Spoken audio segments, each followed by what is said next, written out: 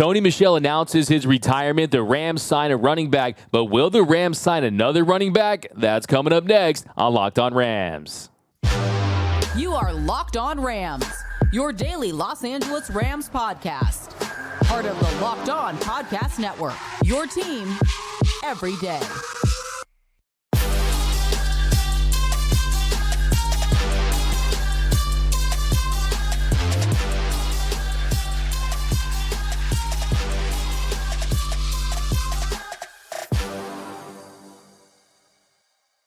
What is up, Ramley, and welcome to another episode of Locked On Rams, your daily podcast covering your two-time Super Bowl champion Los Angeles Rams, part of Locked On Podcast Network, your team every day. We're also available over on YouTube, so if you haven't yet, be sure to subscribe to the Locked On YouTube channel. Hit that subscribe button, hit that notification bell, hit that like button. We just passed 7,000 subs a few weeks ago, trying to get to 8,000 before preseason begins, so be sure to subscribe and let us know. What are your thoughts on the Rams signing Royce Freeman? Are you happy with the running back room as it is? Do you want to see them go out there and sign another RB, trade for an RB? Let us know. My name is Doug McCain. You can follow me on Twitter and Instagram at DMAC_LA. I've been covering LA sports for over a decade, the Lakers for SI, the Dodgers for Dodgers Nation. Now I'm covering the Rams for Locked On, and today I'm flying solo. Mr. Travis Rogers, he's on vacation this week, so I'll be holding it down. We have a jam-packed show for you today.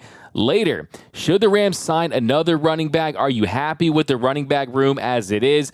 Is Cam Akers the man? How all in are the Rams on Cam Akers this season? But first, we begin with some news. Sony Michel announces his retirement, and the Rams, they go out there and they immediately sign free agent running back Royce Freeman. So let's start with Sony Michel. So about a month ago, the Rams, they signed Sony Michel. Of course, we know he was a big part of that 2021 Rams team, especially when they had the little skid there. They were struggling. He picks it up. He was a big part of that, and they bring him back as a veteran, as another running back that can teach some of the younger backs in this system, guys like Kyron Williams and Zach Evans and Ronnie Rivers, and be that veteran presence. Yeah, was he going to be a Jag, just another guy? Who knows? But still, there's a lot of respect for Sony Michel within this Rams organization, but he has called it a career. And head coach Sean McVay, he announced the retirement news to reporters. He had this to say: "I thought just being back around him in these last couple of days, you just appreciate the influence that he has, the way that this guy works. I think when you look at what he's done going back to Georgia throughout his rookie year, when he broke my heart in 2018 and did a great job in New England, thought he was a hugely instrumental piece for our Super Bowl team a couple years ago, the epitome of a pro, great competitor, and his next chapter is going to be exciting. He's got so many gifts that he can offer to people. We'll wish him the best. It's a bummer, but his body is feeling like it's talking to him, and I have nothing but respect and appreciation for the competitor that he is. Love Sony and will continue to stay in touch." So yeah, definitely a little bit of a surprise here, especially coming this early in camp. Sony Michel, they signed him to a veterans minimum deal. It's not like they broke the bank on the guy. It's not like he was going to have a big impact on this team. It's not like the Super Bowl odds are going to change. Their win total odds are going to change because Sony Michel announces retirement. But you do feel for a guy who was trying to give it another run and keep his NFL career going. And like I said earlier, he was big in 2021. The Rams, they were going through that rough patch in that Super Bowl winning season. They lost 3 straight games to the Titans, the Packers, the Niners.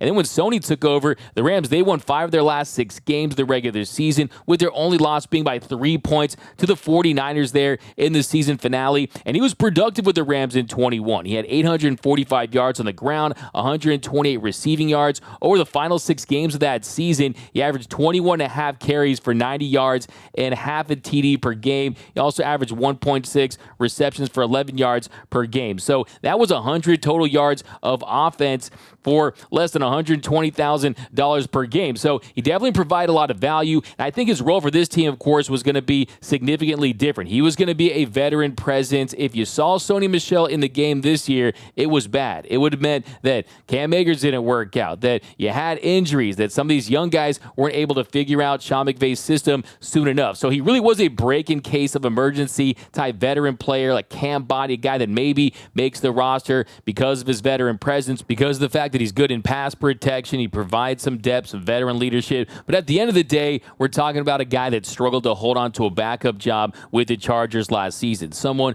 who rushed for 106 yards on 36 rushes, averaged 2.9 yards per carry. So he averaged less than 3 yards per carry last season. So this isn't a big loss. I love me some Sony Michel, but he's been more like Vizio Michel last couple years. Not quite Sony Michel, but I wish him nothing but the best in his life after football. So who do the Rams replace Sony Michel with? Well, Sean McVay will go on to tell reporters, so all four of those guys right now are running back. Cam Akers, Kyron Williams, Zach Evans, and Ronnie Rivers have done a good job, but I do think whether it's a veteran or not, you definitely probably need to add a fifth body to that room, maybe even a sixth. So we'll look at somebody. And yesterday they announced the signing of running back Royce Freeman. Now, you might remember Royce Freeman from his days at Oregon, where he was really like Rolls-Royce Freeman. He was premium. He was luxury. He was fantastic. He's still the all-time leading rusher in Oregon Ducks history. At Oregon, he had 5,621 yards, 64 touchdowns. There was a lot of promise, a lot of potential. A lot of people thought this guy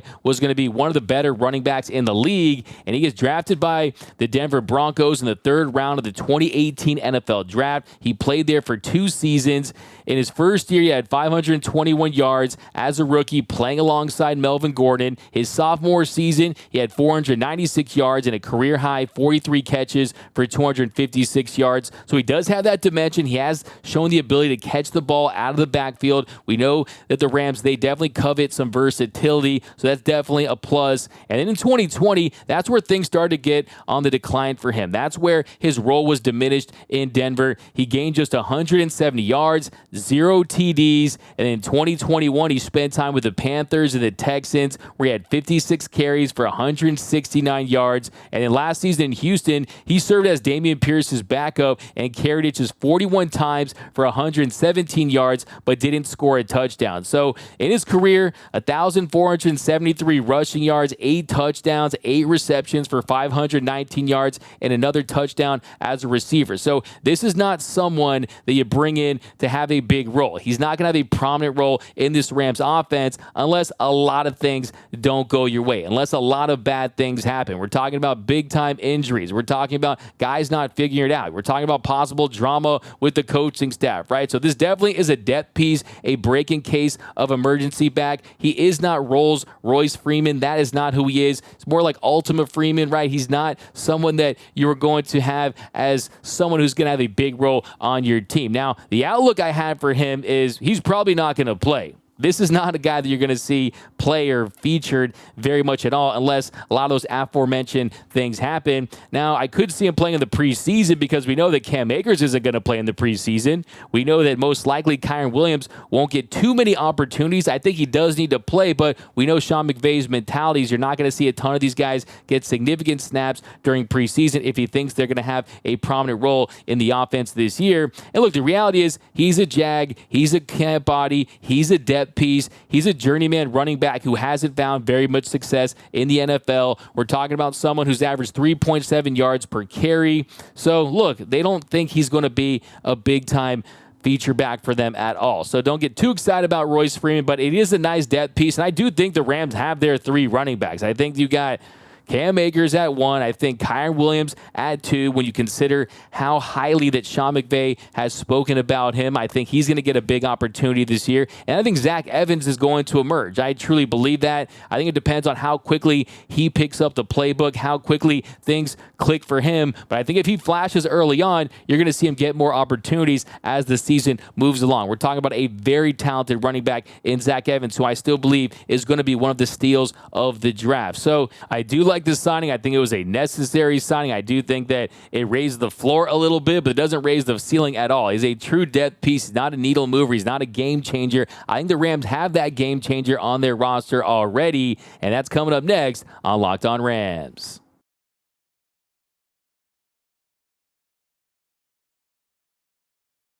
All right, before we do that, D-Mac, let's talk about our pals at FanDuel, right? You can take your first swing at betting Major League Baseball on FanDuel and get 10 times your first bet amount in bonus bets. that would be up to $200. That's right. If you bet just $20, you're going to get $200 in bonus bets, win or lose. That's $200 that you can spend betting everything from the money line to the over-under to who you think is going to be at the first home run. All of this stuff is at FanDuel on an app that is safe, secure, and super easy to use. Plus, when you win, you can get paid instantly. And who does not like getting paid instantly? The answer is nobody. So get yourself to FanDuel. Take a look at some of those props. Take a look at some of those odds. Is Ohtani going to stay in Anaheim? Is he going to move? Where's he going to move? The MVP odds, do those change? There's no better place to place a bet on Major League Baseball than FanDuel, America's #1 sportsbook. So sign up today. Visit FanDuel.com/lockedon to get up to $200 in bonus bets. That's FanDuel.com/lockedon. FanDuel, the official betting partner of Major League Baseball.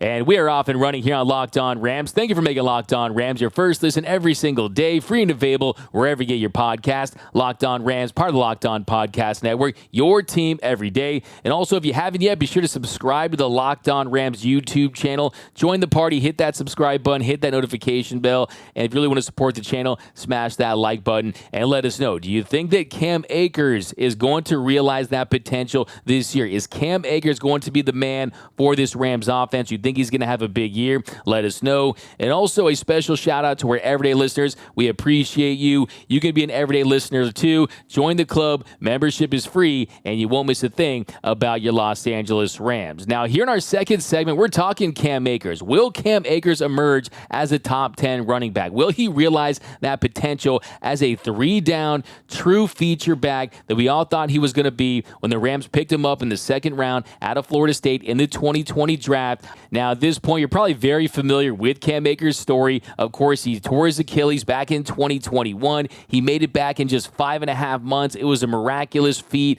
by Akers to get back so quickly. And then in 2022, you had the drama with Sean McVay and the organization. They tried to trade him. They couldn't find a trade partner. He makes it back and has a strong finish to the season. But I think that Cam Akers is going to have a big year. I think this is the year that he realized that potential, that the light turns all the way on. And I think he's going to be the first Rams 1,000-yard running back since 2018, since Todd Gurley back in 2018. Now, why do I think that? Because, one, he has momentum heading into this season. He finished last year strong.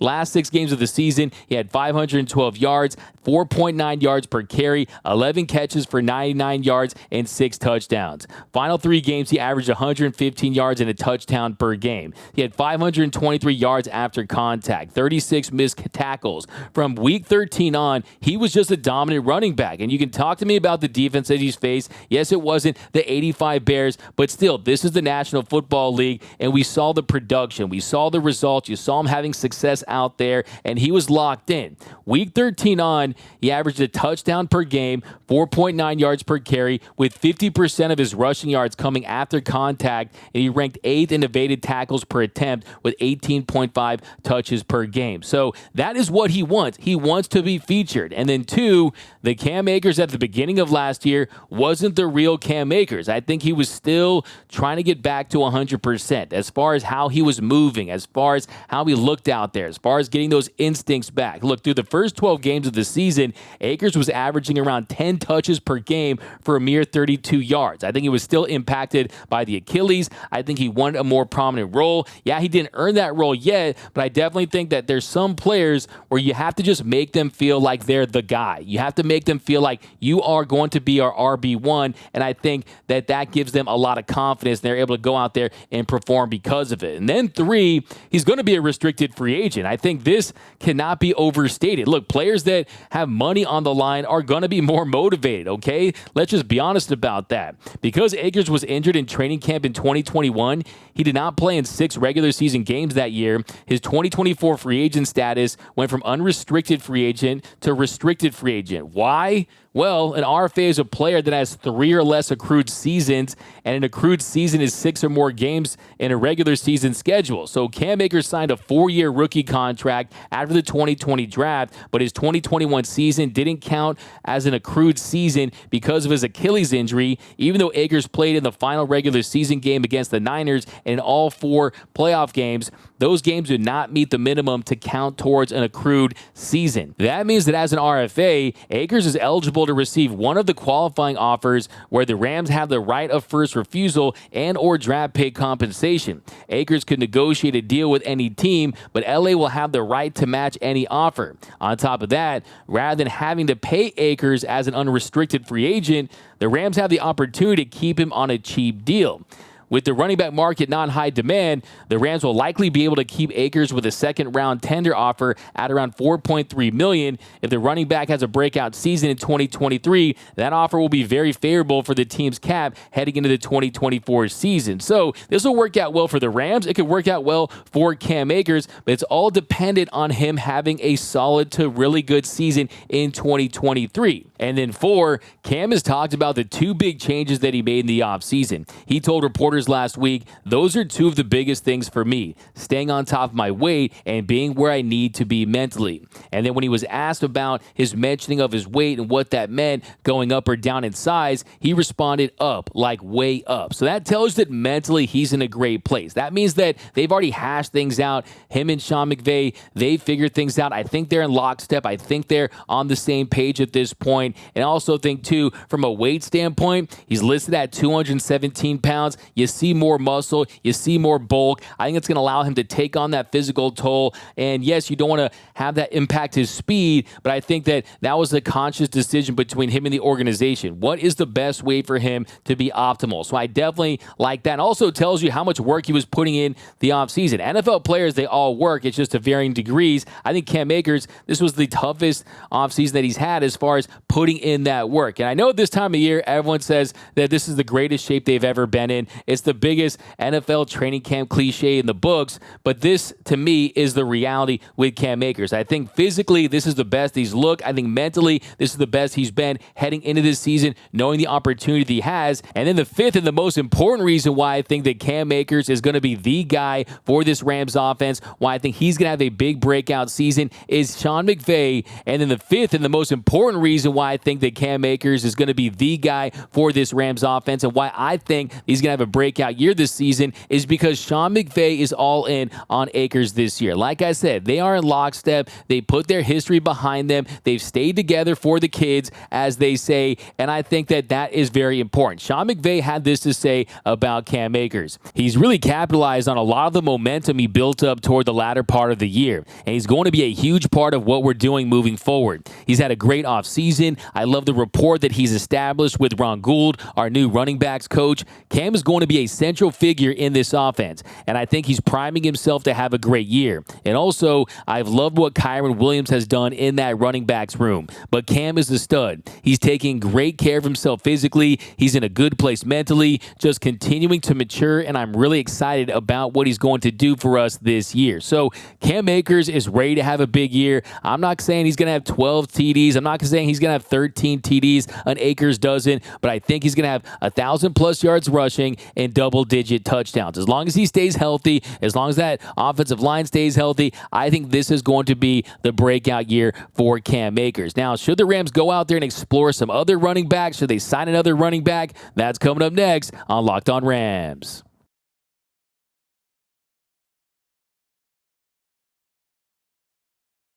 And welcome back to Locked On Rams. Thank you for making Locked On Rams your first listen every single day, free and available wherever you get your podcast. Locked On Rams, part of Locked On Podcast Network, your team every day. And if you haven't yet, be sure to subscribe to the Locked On Rams YouTube channel. Hit that subscribe button, hit that notification bell, hit that like button, and let us know. Do you want to see the Rams go out there and add another running back? Are you happy with the running backs room as it stands? Let us know. And also another shout out to those everyday listeners who listen to every episode, who watch every episode. We appreciate you, and you can join the club too. Membership is free, and you won't miss a thing about your Los Angeles Rams. Join that Everyday Listeners Club. And here in our third segment, we're going to discuss the possibility of the Rams going out there and adding another running back. They just picked up Royce Freeman. That's more of a depth piece. Is he going to have a prominent role in this team? The answer, I believe, is a big no. But there are some other names that are out there if the Rams want to go that route. I mean, Ezekiel Elliott, he's still on the market. Kareem Hunt, he's still on the market. Leonard Fournette,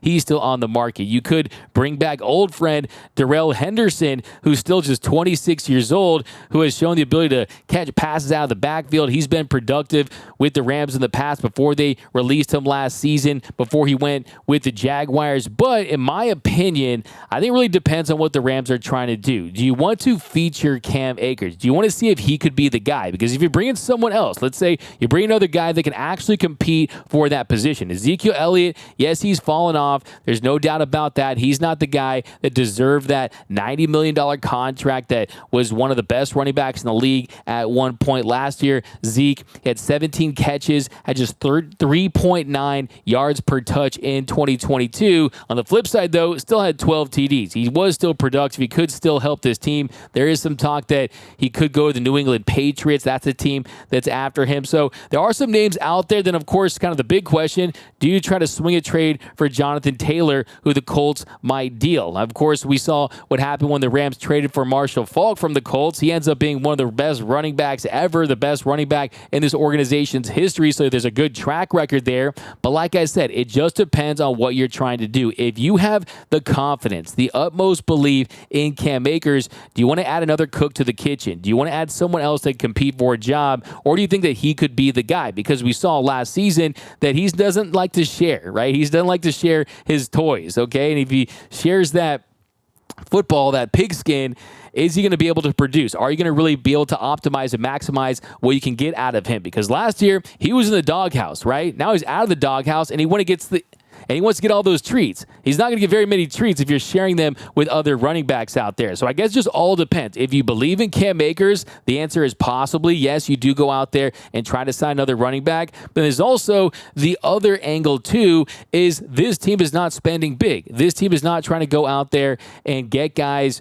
for money. They're not trying to go out there and make trades as far as spending some of that trade capital that they have, the draft capital that they're able to get back. Next year is going to be the first year that they're going to have their first round pick since Jared Goff in 2016. So do they truly believe that a running back externally is going to move the needle? Do they truly believe that a running back externally, by adding someone else, is going to put this team over the top, is going to take this team to new heights? I don't think that really is where this team is right now. I don't think they think that a running back's going to do that. I mean, they need an edge rusher, right? You can add more pieces to the defense. I think they're feeling pretty good about their running backs room at the moment. They could have gone bigger than Royce Freeman, and that really was the opportunity they had. They could have gone bigger before they did that. But I think as of right now, I don't anticipate any big earth-shattering moves from the Rams as far as the running backs position. There's always a chance with this organization, but I think they're happy right now with what they have as far as the stars of this team. I think you don't say what you said